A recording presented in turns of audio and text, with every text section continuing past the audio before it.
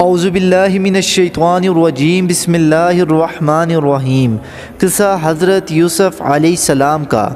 یہاں یہ بات ہو رہی تھی کہ ادھر یہ قصہ ہوا کہ عرب کے اسماعیلیوں کا ایک تجارتی قافلہ شام سے مصر کو جا رہا تھا، اور وہ لوگ بخور، بلسان وغیرہ مصالحوں کے بیپاری تھے۔ انہوں نے کنواں دیکھ کر پانی لینے کے لیے اس میں ڈول لٹکایا۔ حضرت یوسف علیہ السلام سمجھے کہ شاید بھائیوں کو مجھ پر رحم آ گیا ہے اور وہ مجھے کنویں سے نکالنے کے لیے آگے ہیں، لہٰذا انہوں نے ڈول کو تھام لیا۔ قافلے کے آدمی نے ڈول باہر نکالا تو حضرت یوسف علیہ السلام کو دیکھ کر حیران رہ گئے، اور اس نے شور مچایا، خوشخبری سنو، یہ ایک لڑکا ملا ہے۔ لہٰذا اسماعیلی تاجروں نے حضرت یوسف علیہ السلام کو غلام بنا لیا اور اپنے ساتھ انہیں بھی مصر لے گئے۔ حضرت یوسف علیہ السلام کی زندگی میں کتنی عظمتیں چھپی ہوئی ہیں، اسے وہ شخص سمجھ سکتا ہے جو چشم بصیرت رکھتا ہے۔ چھوٹی سی عمر، ننھی سی جان اور ماں فوت ہو جاتی ہے۔ ماں کے بعد باپ کی آغوش محبت ہے، وہ بھی بھائی چھڑا دیتے ہیں۔ وطن سے بے وطن ہوئے، بھائیوں نے بے وفائی کی، آزادی کی جگہ غلامی حصے میں آئی، لیکن آپ نے ان مصائب کے باوجود کوئی ولولہ نہیں مچایا اور نہ کوئی آزادی کی تلاش کی، بلکہ اپنی قسمت پر شاکر رہے اور خدا تعالیٰ کے فیصلے پر راضی رہے کہ سر تسلیم ہم مزاج جناب میں آئے۔ اب دیکھیں، مصر کے بازار میں فروخت ہونے کو جا رہے ہیں اور خدا کی رضا پر راضی ہیں۔ اب حضرت یوسف علیہ السلام مصر کے بازار میں ایک بدو غلامی کی صورت میں بکنے کے لیے جا رہے ہیں۔ مصر کا دارالحکومت اس زمانے میں رامسیس تھا۔ یہ غالباً اس مقام پر آباد تھا جہاں آج کل صعان کی بستی واقع ہے۔ جعفر فیانی لحاظ سے اس شہر کا محل وقوع مشرق کی جانب دریائے نیل کے قریب بتاتے ہیں۔ مصری فوجیوں کا سپہ سالار شاہی خاندان کا ایک فرد فتویار تھا۔ یہ سیر کے دوران میں مصر کے اس بازار سے گزرا تھا جس میں حضرت یوسف علیہ السلام برائے فوقت پیش کیے جا رہے تھے کہ یوسف علیہ السلام پر اس کی نظر پڑی اور اس نے معمولی قیمت دے کر یوسف کو تاجروں سے خرید لیا۔ اس زمانے میں مصری لوگ اپنی تہذیب کو دنیا کی دوسری تہذیبوں سے بہتر سمجھتے تھے اور سرائی اور بدو لوگوں کو یہ نظر حقارت سے دیکھتے تھے اور ان کے ساتھ اچھوت کا معاملہ رکھتے تھے۔ انہیں بدوی قبائل میں ایک قبیلہ حضرت ابراہیم کی یادگار کنعان میں آباد تھا، جن کے رزق کا دار و مدار غلہ پانی تھا۔ چوپڑی میں رہتے تھے اور بکریوں کے غلے ہی ان کا سرمایہ تھے۔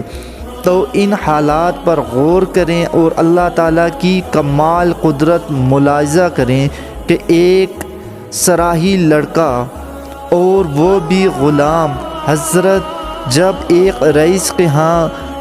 بک جاتا ہے تو اپنی پاکیزہ زندگی، اعلیٰ اخلاق، بے تمیزی، خدمت اور سخاوت کے بلبوتے پر اس خاتون کی آنکھ کا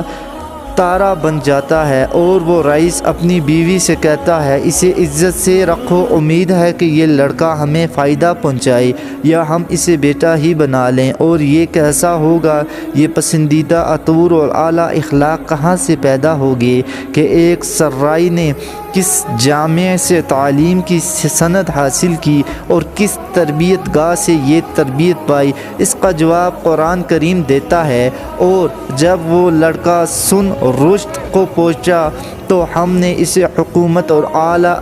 علم عطا فرمایا، اور نیک لوگوں کو ہم اسی طرح سے اچھا بدلہ دیتے ہیں۔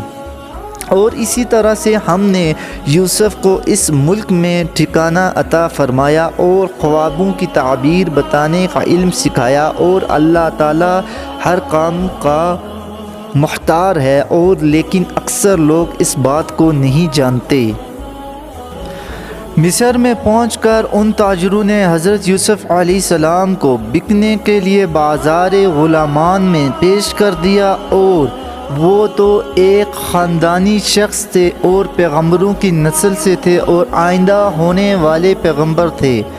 لیکن کوئی ان کی قدر و قیمت نہیں پہچان سکا اور ان کی عظمت کو نہیں جان سکا، اور انہیں سستا اور معمولی غلام سمجھ کر معمولی قیمت پر بیچ ڈالا۔ اور حقیقت یہ ہے کہ اگر پوری زمین بر سونے کے برابر بھی انہیں بیچا جاتا تو پھر بھی تھوڑا تھا، مگر انہوں نے اس ڈر سے کہ کہیں ان کا بیت ظاہر نہ ہو جائے کہ یہ لوگ اسے کہیں سے اٹھا کر لائے ہیں، انہیں ایسے ہی بیچ دیا، اور بازار غلامان سے حضرت یوسف علیہ السلام کو عزیز مصر نے خرید لیا اور اسے نہایت اکرام کے ساتھ اپنے گھر لے آئے۔ اور یہ شخص مصر کے وزیر اعظم تھے، اور انہوں نے اپنی خدا اور فہرست سے اس قیمتی گوہر کو پہچان لیا تھا اور ان کی پاکیزہ خوشبو سونگھ لی تھی، اور اس نے گھر جاتے ہی اپنی بیوی سے کہہ دیا کہ یہ لڑکا مجھے نہایت ہونہار معلوم ہوتا ہے اور اس کی فہرست بہت سلیم معلوم ہوتی ہے، اور یہ خاندانی لگتا ہے، یہ ضرور کسی دن اعلیٰ مقام حاصل کرے گا، اس لیے اسے نہایت عزت سے رکھنا اور ہرگز کبھی مت جھڑکنا۔ مجھے امید ہے کہ بڑا ہو کر یہ ہمارے کسی کام آئے گا، لہٰذا کیوں نہ ہم اسے اپنا بیٹا بنا لیں۔ تو اس طرح سے حضرت یوسف عزیز مصر کے گھر میں خدمات سر انجام دینے لگے اور ہر کام نہایت ایمانداری اور محنت سے کرنے لگے، اور اپنے اخلاقی کروانہ سے انہیں اپنا گروور بنا لیا اور ان کے گھر میں ایک فرد ہو کر رہ گئے۔ اب حضرت یوسف علیہ السلام اس گھر میں خدمات انجام دے رہے ہیں اور ان کا لباس بھی ڈھانکا ہوا ہے اور دوڑ کر گھر کے کام کر رہے ہیں، اور ہر کام میں سفینہ مندی اور صفائی ہے، اور جو کوئی ان کے کام کو دیکھتا عشق کرتا اور ان کے کام کو سراہتا، اور ہرگز انہیں عزت سے دیکھتا اور ان سے خوش رہتا، اور اس گھر میں آپ پر سب کو بھروسہ ہے اور سب انہیں اپنے دل میں جگہ دیتے ہیں اور پیار کرتے ہیں۔ دن گزرتے رہے اور لڑکپن کی کئی بہاریں گزری گئی، اور آپ نے اب جوانی کی دہلیز پہ قدم رکھ لیا اور لڑکپن کا پیراہن اتار کر شباب کی قمیض زیب تن کر لی، اور اتفاق سے عزیز مصر کی نوجوان بیوی اس جوان میں دلچسپی لے رہی ہے، دن رات اس کا بہت خیال رکھتی ہے اور اسے اٹھتے بیٹھتے دیکھتی رہتی ہے، اس کے کھانے پینے، سونے جاگنے، اس کی ہر حرکت کو ملاحظہ کرتی رہتی ہے، تو اسے محسوس ہوتا ہے کہ اس غلام کی محبت اس کے دل میں گھر کر جاتی ہے اور اس کی روح میں سریت کر رہی ہے اور اس کے انگ انگ میں سما رہی ہے، تو وہ عورت اس غلام سے خلوت میں ملنے کی تمنا کرتی ہے، اور جو بر لوگوں کی تمنائیں راتوں کو جوان ہوتی ہیں، اور وہ سوچتی ہے کہ یہ وصال کیسے ممکن ہے کہ وہ وزیر اعظم کی بیوی ہے اور محلات کی پردہ ہے اور اس کا شوہر ایک عالی عہدے پر فائز ہے، لہذا وہ محبت کے اس شعلوں کو بجھانا چاہتی ہے اور اپنا خیال اس لڑکے کی محبت سے ہٹانا چاہتی ہے، لیکن جتنا وہ اپنے خیال کو ادھر سے ہٹانا چاہتی ہے، اس کا دل اتنا ہی زیادہ مچلتا ہوا دکھائی دیتا ہے، اور اس کی محبت دن بدن اس کے دل میں قوی ہو جاتی ہے، اور محبت کا یہ پہلو میرے لیے بہت امکان ہے کہ محبت میرے پاس ہے اور میں اس سے مل نہیں سکتا، اس کا حال تو اس اونٹ کی طرح ہے جو پیاس سے مر رہا ہے اور پانی اس کی پیٹھ پر لادا ہوا ہے۔ جب محبت اس کے دل میں پوری طرح سے جاں گزر چکی ہے اور عشق نے اس کا حال دبلا پتلا کر دیا تو عشق کو عمل میں لانے کی فکر ہوئی، لیکن اس طرح کہ اسے ذلت سے دوچار ہونا پڑا اور وہ اپنے مقام سے نیچے نہ گرے۔ لیکن عشق نے اس عورت کی آنکھوں پر پٹی باندھ رہی تھی اور وہ پوری طرح اس میں گرنے کو تیار کھڑی تھی۔ اس عورت نے بہت کوشش کی کہ وہ اپنے دل کو اس کی محبت سے باز رکھے اور اپنی نظر اس پر نہ پڑنے دے اور اس کے حسن و جمال سے آنکھ چرا لے، لیکن وہ ایسا نہ کر سکی اور یوسف کے عشق کا جادو اس کے سر پر چڑھ کر بولنے لگا اور وہ آگے ہی بڑھتی چلی گئی۔ لیکن حضرت یوسف علیہ السلام اس کے اشاروں کنایوں سے بچتے رہے اور اس کے حسن جمال سے آنکھ چراتے رہے اور آپ اس کی محبت کو خاطر میں نہ لاتے اور اس کی طرح سے کنی کتراتے رہے، کیونکہ وہ تو کریم بن کریم تھے، پیغمبروں کی اولاد سے تھے۔ ان کا دل اس حرام کی طرف ایک لحاظ بھی نہ جاتا، نہ مائل ہوا اور نہ کبھی انہوں نے برائی کا قصد کیا، اور وہ ایسا کس طرح کر سکتے تھے کہ عزیز مصر نے انہیں اپنی ہنگاشیت میں پالا تھا اور انہیں اپنے ہاں خیانت کر سکے تھے اور انہیں اپنے ہاں اچھی طرح سے ٹھکانہ دیا تھا اور انہیں اپنی شفقتوں سے نوازا تھا اور اپنے گھر کا امین بنایا تھا، تو وہ کس طرح اپنے محسن سے خیانت کر سکتے تھے اور ان کی بیوی کے بارے میں برائی کا ارادہ کر سکتے تھے۔ لیکن حضرت یوسف کی پہلو خطی نے اسے مزید فرزانہ کر دیا اور یوسف کی بے مہری نے اس کے عشق کی آگ کو اور بھی بھڑکایا اور اس نے سوچ لیا اور طے کر لیا کہ پہلے تو وہ اسے اشاروں کنایوں سے کام لے رہی تھی، اب کھل کر سامنے آئے گی، ڈکی اور ڈنکنے کی چوٹ پر اس سے محبت کروں گی اور کھل کر اپنی محبت کا اظہار اس سے کروں گی۔ اب میرے صبر کی ترکش میں کوئی